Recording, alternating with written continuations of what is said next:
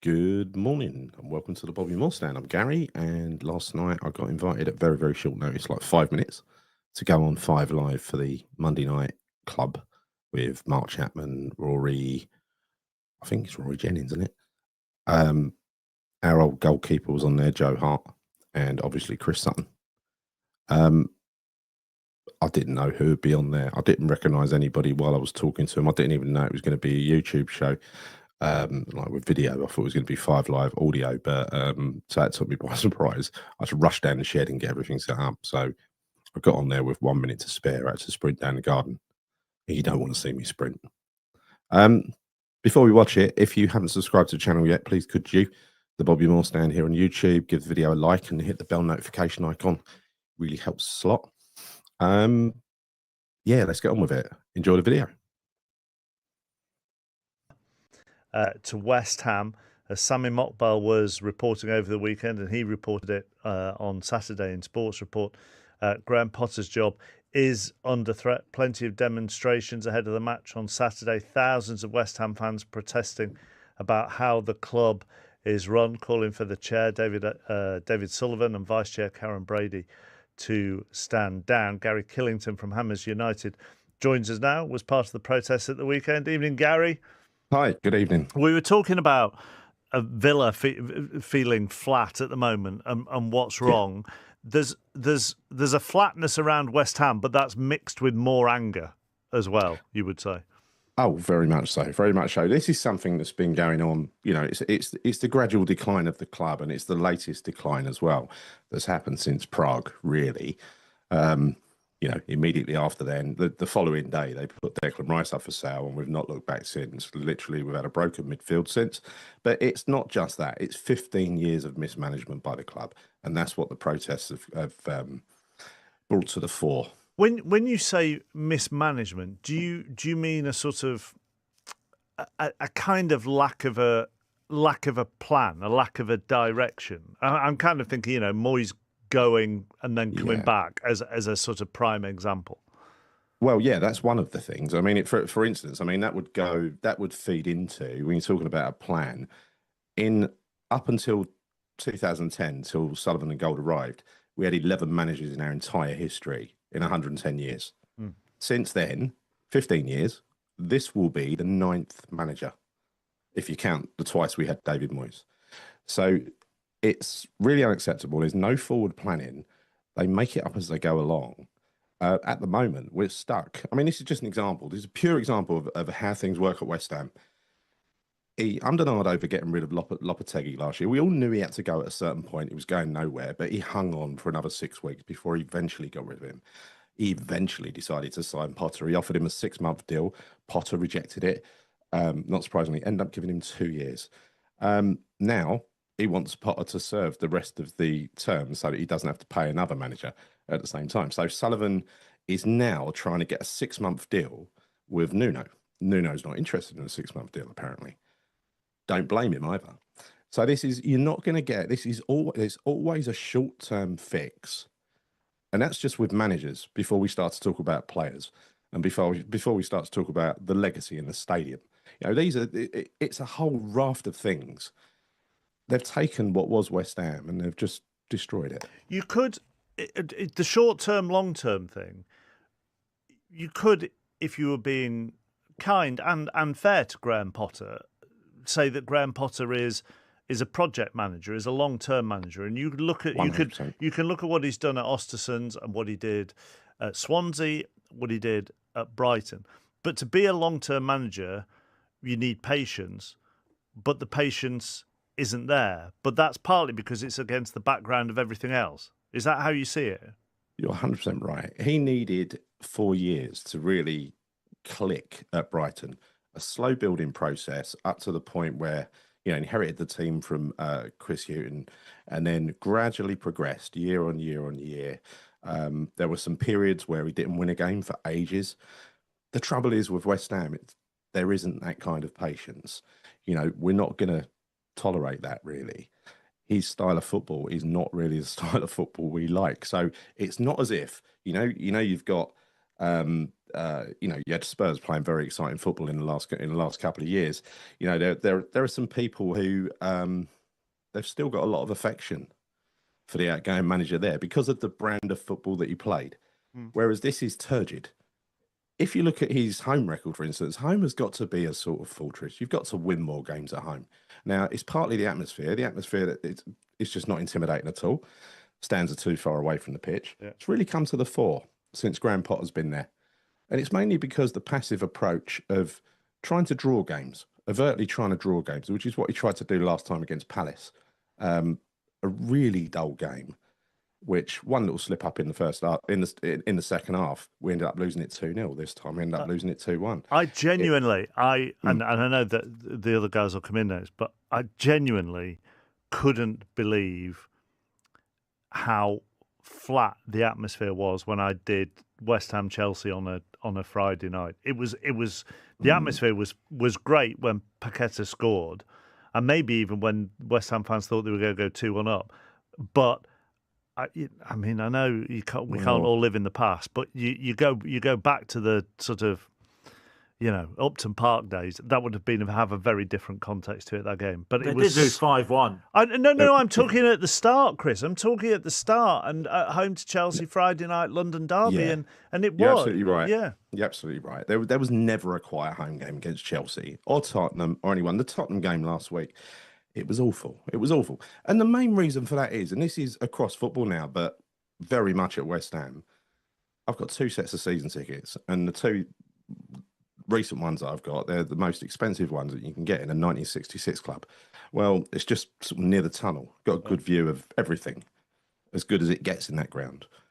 Well, I'm just surrounded by non-West Ham fans. I mean, the last couple of games have been a little bit better, but the first game, especially against Chelsea, I was surrounded by Americans in half and half scarves. And look, these people, it's nothing against tourists, but they don't know the songs. They've got their cameras out. They don't add to the atmosphere.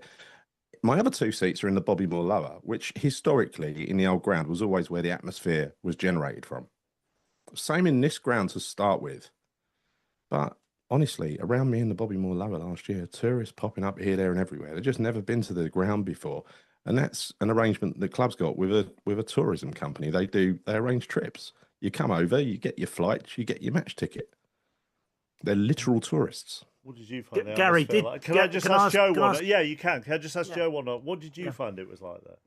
It was tough, and I was part of a team, myself included, who didn't perform, and it was a team, and at that time it got quite vicious actually. I was there in the season when in the Burnley game when the fans were on the pitch, and the West Ham it's been there, it's been rumbling for a long time, and I feel for you because you stand strong and you're standing by the club and you're wanting change and direction, but I think it's been hard to find a direction. It's been hard to find where they're going. And ironically, when David Moyes did come in, which probably would have took a few groans because it looked like it was just kind of patching over a wound, and he got that stability and got that strength and got that platform, and then you're being linked with all these top managers. Pellegrini coming in, was supposed to bring the team forward, but it's just not quite united. It was the same how I felt at Tottenham. It just wasn't quite united. Everyone had good intentions for the club. The managers coming in, they have good intentions and they want to take the club forward, but it's not in the same direction as the fans want to take the club forward. And the board, of course, they want to be successful. Of course they do, but they've got their own version of it. And it just seems always, no matter what happens, it's just the unity's not quite there. I think success for the board is to stay up. Yeah. That is what that's their trophy achievement, right? If they the other day, they gave out a statement. There was a meeting with the FAB, the Fan Advisory Board, which is the group of 12 groups that represent the supporters, 25,000 supporters. They put together a document with a whole list of demands, a very structured document, saying all the things that are wrong. And it's really, really comprehensive. It goes from everything from proper governance, because we've got a chairman who's also the director of football, right? We don't have a CEO.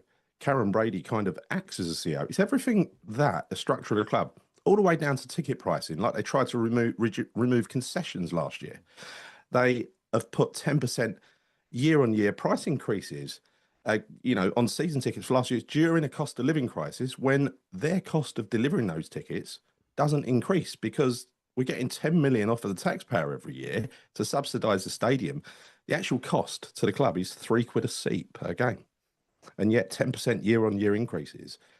They've got no record of how long fans have been fans. I've had a season ticket for 30 odd years. They don't know how long. They think I started when I moved into the London Stadium. We're treated as legacy fans.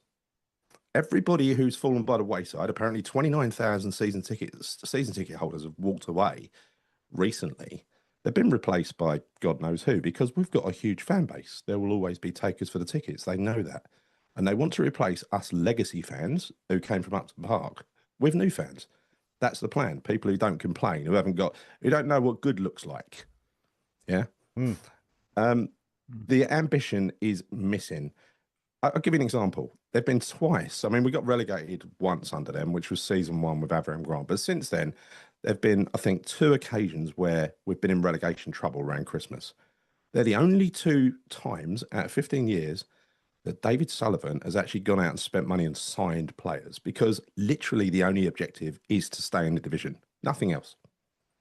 Chris, did you? I mean, you spoke about you're not enjoying Graham Potter's style of football. When was the last time you enjoyed a style of football at West Ham, watching West Ham play? It's an easy answer. It was that season. It was during COVID, actually. We enjoyed it on TV when Jesse Lingard came in under David Moyes. It was great counter-attacking football, really, really entertaining. But then, again, David Sullivan got in. Again, with Moyes, I've got mixed feelings, because the first few years I thought were great. And then he just got stuck because Sullivan tried to get him to play in a more progressive kind of football. He tried, he failed, and he ended up going back to basics, which was even worse than what he started with. So I kind of felt for him a little bit, but it did just run out of steam at the end. But yeah, beyond that, it's Slaven Bilic. The last season at the Bowling was just the best. It was the best football we've seen in years. It was a different class. But then we had Dimitri Payet. Is it fair to say, though, Gary, that David Moyes' great success, but West Ham fans wanted him out eventually? Yeah, I think they wanted that change.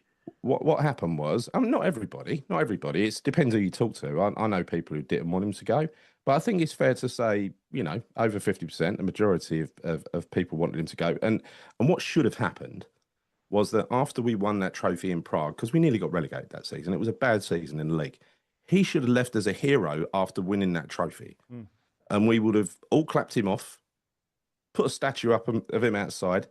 Absolutely brilliant. Move on to the next manager, another period in the club's history. Apparently, the Fulham manager was actually lined up to come in and replace him at the time. But David Sullivan decided, in his infinite wisdom, that he was going to let him struggle for another season.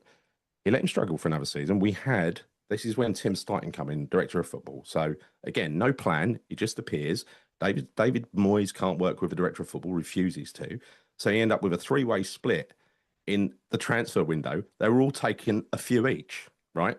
So where's the strategy there? Stighton was having a couple of picks. Luckily, he chose Kudus and Alvarez at the time. It was all right. Moyes, he chose a couple as well, I think, but there was just no joined up strategy. We ended up selling Pablo Fornals in the second half of that season for 7 million and doing, setting up the very worst loan of all time with the guy from Man City, whose Calvin Phillips. You mentioned Slaven, but very quickly, he's one of the ones linked.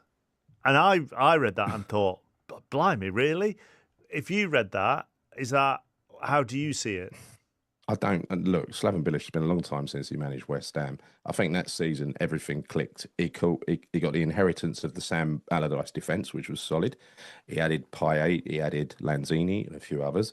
And magic happened for a season. Once we moved into the London Stadium, that magic had gone because Payet was, he wanted out. We signed a load of average. We'd qualified for Europe, but we signed Zaza, Feghouli, all these different players that just basically watered down the team. And Bilic was fired as soon as he possibly could be. There was nowhere to go for Bilic. So he's got some idea, Bilic, about bringing in Ginge.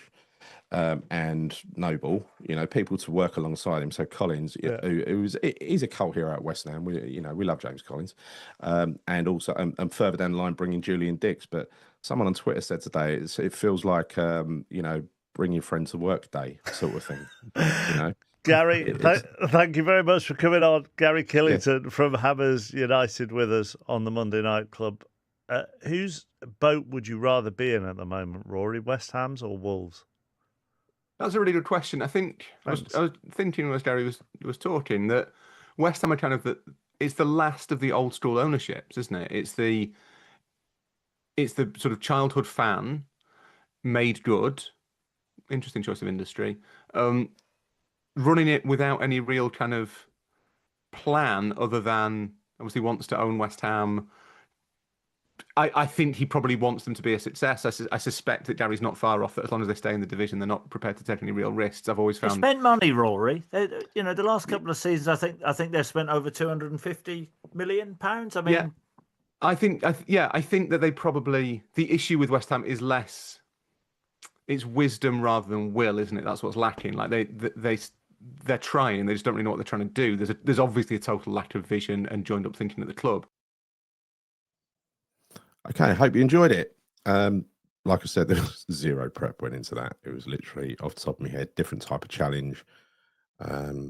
Similar in many ways to the Sky one, because there was I did some prep for the Sky one, but I didn't know what it was going to be about, even though I sort of guessed.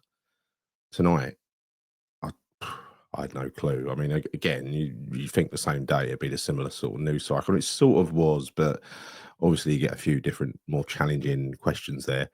I've got to thank whoever kind of put that answer inside my head. The question from Chris Sutton about style of football, because that was discussed in a WhatsApp group a few days ago, and those couple of answers came up around the Jesse Lingard COVID era, and then the Slaven one. So yeah, whoever discussed that with me, or whoever I saw discussing that, thanks. Good to have answers off the top of your head like that. Bit of luck, wouldn't it? I would have got there in the end anyway. Of course I would. Anyway, see you soon. Kevin Yoines.